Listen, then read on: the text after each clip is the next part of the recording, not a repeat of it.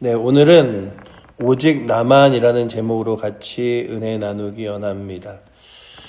엘리야는 이제 하나님의 산 호렙으로 가서 그곳에 굴을 하나 삼고 또한 그 안에 거하고 있었습니다. 그리고 하나님께서 그를 불러 하나님의 거룩한 음성과 함께 하심을 보여주는 장면이 바로 오늘의 말씀입니다. 엘리야는 두 번이나 오늘 본문에서 내가 왜 여기 있느냐 라고 물을 때에 하나님, 이스라엘은 다 타락했고 하나님의 말씀을 버리고 떠났고 또한 주의 선지자들은 다 죽었으며 오직 나만 남아서 이렇게 지금 여기 서 있습니다 라고 고백하는 장면이 오늘 본문에 두 번이나 나오죠. 10절에도 나오고 14절에도 나오죠. 그렇게 그는 자기 자신만이 특별히 하나님의 열심으로 또한 하나님의 거룩한 역사 가운데 서 있음을 고백하며 아무도 남지 않았음을 계속해서 하나님 앞에 말하고 있습니다. 하나님, 아무도 남지 않았습니다. 하나님을 섬기며 하나님을 의지하는 사람들이 이제 더 이상 보이지 않습니다 라고 말씀하실 때에 하나님께서 두 가지 얘기를 하시는데, 한 가지는 무엇이냐 하면 내가 너와 함께 한다는 것과 또 한 가지는 내가 이 모든 일들 가운데 하나님께서 계획하시고 이끄신다는 것을 보여주시면서 그 두 가지 이야기 후에 마지막으로 무슨 말씀을 하시냐 하면 너 홀로 남은 것이 아니다 라는 이야기를 하십니다. 그래서 오늘은 이 말씀을 가지고 우리가 특별히 때로는 나 혼자만 기도하나, 나 혼자만 믿음을 가지고 살아가나, 이 땅 가운데 이렇게 믿음과 신앙을 가지고 있는 사람들이 없나라고 할 때에 우리가 다시금 바라봐야 될 것은 그 사람들은 그 사람의 몫을 감당하며 또한 주 앞에 서 있을 뿐만 아니라 내가 보이지 않는다고 해서, 내 눈에 나타나지 않는다고 해서 하나님을 섬기거나 의지하는 사람, 기도하는 사람이 없는 것이 아니라 하나님께서 또한 필요할 때에 세워서 역사하신다는 사실을 기억하며 오늘도 주님, 결코 이 땅 가운데 나 홀로 있는 것이 아님을 고백하며 또한 다시 한번 주님 의지하며 나아갈 수 있도록 주님 붙들어 달라고 구하시는 은혜가 있기를 축원합니다. 때로 세상을 살아가면서 나 혼자만 이 땅 가운데 홀로 남겨진 것처럼 외로움을 느껴질 때가 있습니다. 그럴 때 중에 하나가 믿음의 일을 감당할 때입니다. 내가 갖고 있는 믿음의 열심과 하나님을 바라보는 신앙과 믿음을 사람들이 알아주지 않는 것 같고, 때로는 하나님도 내 인생 가운데 그렇게 하나님을 믿고 섬기는 나의 마음을 돕지 않는 것 같을 때에 엘리야가 그의 굴에서 낙심하고 좌절한 거죠. 야, 이렇게까지 했는데 하나님이 이제 내게 손 써주시지 않는 거야? 이렇게까지 했는데 하나님을 섬기는 사람이 그렇게 없는 거야? 이랬었는데 그의 삶 가운데 하나님께서 역사하시는 것이 네가 하는 것이 아니라 내가 하는 것이고, 또한 하나님의 놀라운 기적과 놀라운 일들만 일어날 때 하나님이 함께 하시는 게 아니라 너의 모든 삶 가운데 함께 하시는 것이다 라고 하는 것들을 보여주십니다. 그렇죠. 오늘 우리가 이렇게 말씀을 곱씹어 보면서 그 엘리야가 아합 왕에게 나아가 말할 때, 그리고 또한 하나님의 놀라운 불이 임하시고 비가 내릴 때 그때만 하나님께서 함께 하신 것이 아니라 그가 정말로 그 시냇가에서 홀로 그 시냇가 안에서 물을 죽이며 음식을 먹을 때, 그리고 또한 사르밧 과부의 집에 있을 때에 그때도 하나님은 늘 그의 삶 가운데 함께 하시며 역사하셨습니다. 그러니 그가 때로는 하나님의 놀라운 일들이 일어날 때만 하나님이 역사하시는 건가? 왜 내 인생 가운데는 크고 놀라운 일이 없지? 이럴 때 평안하고 하루하루 날마다 지나는 매일의 삶 가운데서도 하나님이 함께 하시는구나. 그 코미디언 중에 정선희라는 코미디언이 있잖아요. 그 코미디언을 아주 예전에 제가 꽤 여러 번 교회에 초청을 한 적이 있어요. 그러니까는 제가 부교육자로 있으면서 여러 교회를 다니면서 어떻게 계기가 돼서 여러 번 연락을 해서 이때도 한번 부르고 그 몇 년 후에도 부르고 또 그 후에도 부르고 이런 적이 있는데, 그 맨 처음에 정선이라는 배우를 불렀을 때는 결혼도 하지 않았고, 그리고 그냥 이제 신앙생활 막 열심히 할 때였는데 그냥 간증을 하면서 그런 얘기를 한 적이 있어요. 여러분들, 제가 간증하는데 이 간증의 자리에 나오면서도 곱씹어 보니 뭐 저는 이렇게 하나님이 놀라운 일을 하셨습니다. 이런 놀라운 일을 역사하셨습니다. 이런 것들이 크게 많이 없어서 저의 간증을 통해서 누가 또 주님을 만나게 될까, 은혜 받게 될까 하는 마음으로 나왔다고 그러면서 그런 얘기를 했어요. 어떨 때는 하나님, 제가 가끔 이렇게 간증을 구하는데 좀 누군가에게 야, 하나님이 이렇게 놀라운 일도 하시더라 라고 할 수 있는 일을 말하고 싶은데 그런 일이 크게 없다는 것에 하나님, 저도 그런 일 하나 좀 놀랍게 간증할 수 있는 걸로 만들어 주셔야겠지 않습니까? 라고 할 때도 있었지만 그냥 하루하루 살아가는 평안한 삶이 그냥 하나님의 능력이고 역사인 것 같다. 이런 얘기를 간증으로 해서 제가 굉장히 좀 기억하고 있었는데 그 뒤에 막 방송에 그가 결혼한 남편이 자살을 하고 그리고 그가 그 자살하며 막 여러 가지 그 구설수에 오르고 이런 큰 사건 이후에 와, 저러다 저 사람 못 사는 거 아닌가? 근데 그 중간에도 그 남편과 함께 불렀을 때 같이 와서 간증하고 막 이렇게 막 그런 적도 있었어요. 그러니까 제가 참 그게 인생 가운데 그냥 이렇게 예수를 만난 시절, 가장 행복해 보이던 시절, 그리고 가장 고난스러운 시절 뒤에 간증을 들을 때 그가 그런 얘기를 했어요. 아무리 인생을 살아봐도 느끼는 건 하나님이 함께 하신다는 것, 하나님이 내 인생 가운데 늘 힘과 도움이 되신다는 게 가장 큰 능력이고, 큰 사건, 어려운 일들, 이런 일들 속에서만 하나님이 함께 하시는 것이 아니라 자그마한 일상 가운데 자고 일어나 눈을 떴을 때 아, 오늘도 하나님 함께 하시는구나. 나의 삶 가운데 정말로 내 힘으로 할 수 없을 때 두 손을 모으고 하나님께 기도할 때 아, 하나님이 함께 하시는구나.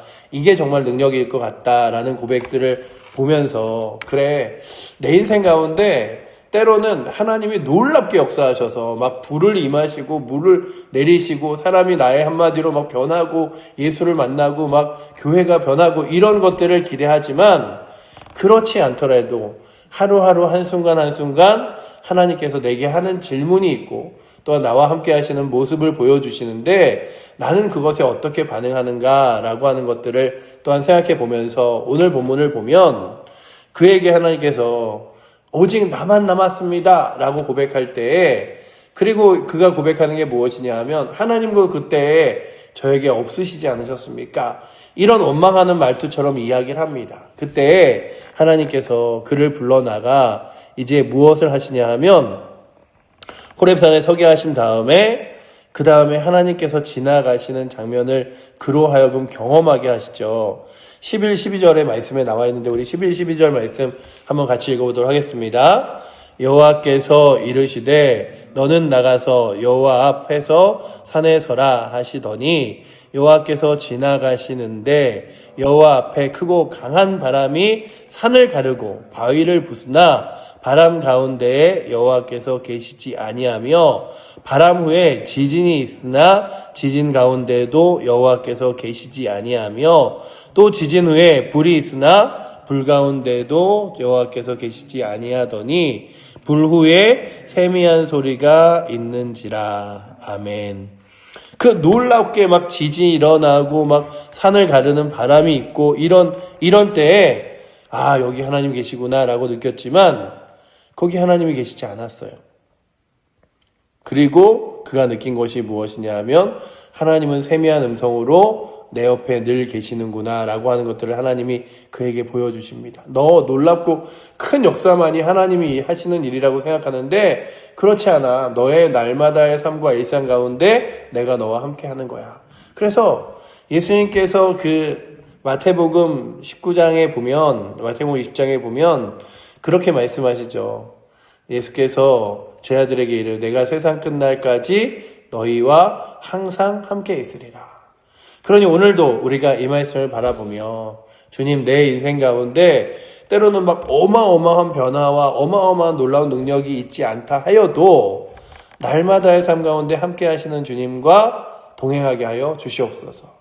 주님 날마다 의지하게 하시고 주님 붙들게 하시는데 주님께서 내게 질문하실 때 너 지금 어디 있느냐 물어볼 때 저 주님과 함께 있습니다. 저 오늘도 주의 은혜 가운데 거합니다. 주의 말씀과 사명을 감당하기 원합니다. 라고 고백하는 은혜가 오늘도 이 자리에 있는 여러분들과 저에게 있기를 축원합니다. 엘리야는 그랬어요. 하나님의 놀라운 일들만 할 때 그때 하나님의 일들을 감당하는 줄 알았어요. 그래서 하나님 그렇게 놀라운 일들을 해봤자 저만 남아있지 않습니까? 그럴 때 그 전에 하나님이 엘리야에게 두 번이나 질문하시는 질문이 무엇이냐 하면 내가 어찌하여 여기 있느냐라는 질문인데요.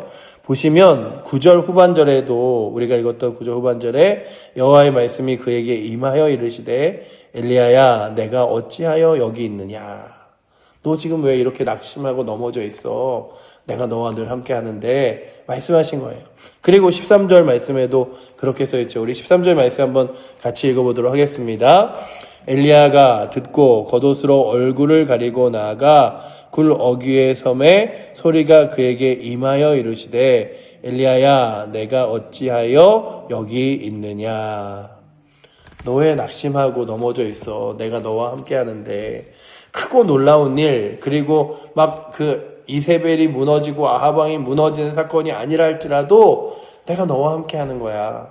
그러니 너는 내가 이끌어가는 약속과 능력을 믿으며 나아가. 그렇게 말씀하신 뒤에 이제 아합 왕을 처단하고 없앨 수 있는 하나님의 계획과 사명에 다시 그를 사용하십니다.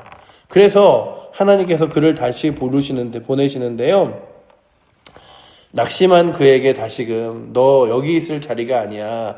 그러니 너의 사명의 자리로 돌아가 너에게 맡긴 일들을 감당해 라고 하시면서 말씀하시는 게 무엇이냐 하면 네가 이제 가서 기름을 붓는데 누구에게 기름 붓냐면 하사엘이라는 사람에게 가서 기름을 부어 아람 왕이 되게 하고 그리고 또한 가서 누구를 세우냐 하면 예후라는 사람에게 기름을 부어서 이스라엘 왕이 되게 해. 그리고 엘리사를 세워서 너 다음에 선지자가 되게 해라 라고 이야기하면서 이제 이 하사엘과 또한 예후와 엘리사를 세우신 하나님의 계획들을 보여주시는데 어떤 것이냐 하면 내가 그렇게 너는 너의 사명을 감당하면 내가 원하는 때에 엘리와 그리고 이스라엘의 왕권을 뒤바꿔 놓을 테니까 네가 너의 때가 그때가 이루어진다 않는다 하여도 너에게 맡겨진 사명만을 감당하면 돼. 내가 너와 함께 해. 라고 하는 걸 말씀하시는 거예요. 때로는 우리는 늘 기도할 때 내가 막 세상을 변화하고 나 때의 모든 것 변화되고 막 이런 것들을 바라지만 하나님께서는 하나님의 놀라운 계획이 있습니다. 그리고 그 계획 안에서 내가 해야 될 일들을 감당하기를 원하시죠. 그러니 오늘도 우리가 때로는 보는 건 내가 예수를 그 사람이 믿기를 원하면 그를 위하여 막 기도하고 결국 그로 하여금 교회 나오기까지 하는 것이 우리의 일일 것 같이 생각하는 때가 있어요. 근데 시간이 한참 지나고 보면 내가 아무리 열심히 전도해도 안 되던 일들이 그리고 그렇게 이건 안 되는 일인가? 라고 생각했던 일들이 또한 내가 뿌려놓은 씨앗으로 누군가가 거두기도 하는 일들을 봅니다. 추석 명절에 이제 어머니와 통화를 하면서 명절이 끝나고 제가 전에 있던 사역지 근처에 있었던 친척분이 계셨어요. 어떻게 가보니 그 근처에 친척분이 계셨는데 몇 번이나 찾아가서 이렇게 인사도 하고 그리고 또한 이렇게 말벗도 되드리고 그리고서는 교회 다니시라고 예수 믿으시라 그랬는데 그냥 잘 안 다니셨어요. 나는 교회랑 안 맞는다, 안 다닌다. 그래서 그냥 우리 교회도 한번 와보시고 막 이렇게 얘기를 했는데 그런데 그분이 제가 이사 올 때쯤에 이제 마지막으로 만나서 그래서 동네에 있는 노인정에 있는 분들이 그냥 교회 다니다가 같이 교회 가자라는 얘기에 교회를 다니기 시작했다는 얘기를 들었거든요. 그리고 이제 저희가 올해 들었을 때 그때부터 해서 지금까지 꾸준히 교회를 잘 다니시고 신앙생활 하시고 예수를 믿고 있다는 얘기를 들으면서 그래 하나님이 누군가에게는 뿌리게 하시고 누군가에게는 기도하게 하시고 누군가에게는 추수할 때가 되어 거두기도 하시며 또한 꾸준히 믿음 생활을 할 수 있도록 지속적인 은혜도 주시지 내가 뿌리고 그리고 자라고 그리고 다 거두는 것들을 하지 않아도 하나님께서 하시는 거지. 그러니 내게 맡겨진 일들만을 감당하는 것 그리고 내게 맡겨진 일들만을 최선을 다하는 것도 하나님의 일이지. 근데 오늘 말씀이 바로 그 얘기를 하는 거예요. 엘리야야 네가 하사엘을 세우고 그리고 예후를 세우고 엘리사를 세워. 그러면 내가 그 뒤에 일들 네가 낙심하면서 야 이렇게 되면은 아하방 물러나고 이세벨 물러나야 되는 거 아닌가 하는 그거 내가 이룰 거야. 그러니 너는 날마다 내가 너와 함께함만 믿으며 그 믿음 가운데 나아가면 돼. 근데 너 지금 어디 있는 거야? 왜 너는 낙심 가운데 좌절 가운데 빠져서 혼자 있다고만 그렇게 넘어져 있니? 사명의 자유로 돌아가 라고 말씀하십니다. 그래서 하나님의 계획을 그에게 보여주세요. 우리 17절 말씀 한번 같이 읽도록 하겠습니다. 하사엘의 칼을 피하는 자를 예후가 죽일 것이요 예후의 칼을 피하는 자를 엘리사가 죽이리라. 아멘. 그러니 너 걱정하지 마. 내가 너에게 하사엘을 세우게 하고 예후를 세우게 하고 엘리사를 세우게 하겠지만 그 하사엘이 예후가 엘리사가 그 일을 할 거야. 이제 우리가 이 20장 이후에 이제 하나님의 이 일들을 또한 발견하게 되겠죠. 그러면서 야 하나님은 말씀대로 이루시는 분이구나. 그리고 이제 마지막으로 엘리야에게 말하는 게 무엇이냐 하면 엘리야야 너 자꾸만 너 혼자만 남아있다고 그러는데 그렇지 않아. 아직도 바알과 그리고 이방에게 무릎 꿇지 않은 7,000명이 있어. 그러니 너만 기도하는 거 아니고 너만 사명의 자리에 있는 게 아니라 그 7,000명이 각자 하나님께서 맡겨주신 자리에서 그 일들을 감당하고 있어. 그러니 너도 돌아가서 너에게 맡겨준 일을 감당해 라고 말씀하시는 거예요. 그렇다면 오늘도 이 말씀을 읽으며 나만 혼자 있습니다가 아니라 주님 나에게 맡겨주신 일들 하나님께서 늘 함께 하심을 바라보며 감당케 하여 주시옵소서.